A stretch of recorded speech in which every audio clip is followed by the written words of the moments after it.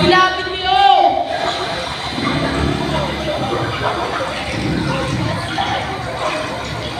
Silapit niyo! Makinig kayo!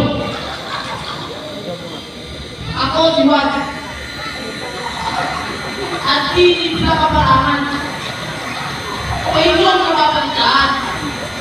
Nanto upang may daasan para sa pagdating yung Mesiya.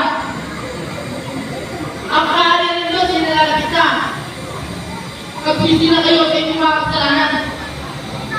At kayo'y patatawarin na Panginoon. Nasusulat sa aklat ng Propeta Isaias. May sumisigaw sa ilang.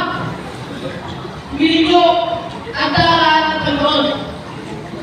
Humilingo ang kanyang daan. Tatapakan ng mga haba. Itibigin mga prol at ang tutog. At ang mga pagpupuntaan ay takot sa akin. At may kita na lahat ang pagliligtas ng Panginoon. Kayo mga ito. Oo nga! Sabihin mo! Ano ang gagawin namin? Mga kapatid, kung sino na sino ang may dalawang gamit, ay dapat magbigay sa tao wala nito. At kung sino na sa inyo ang may pagkain, ay dapat magbigay din.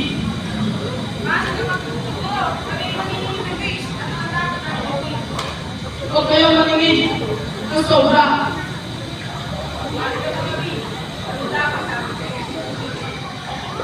Huwag kayong mamigil kaniman.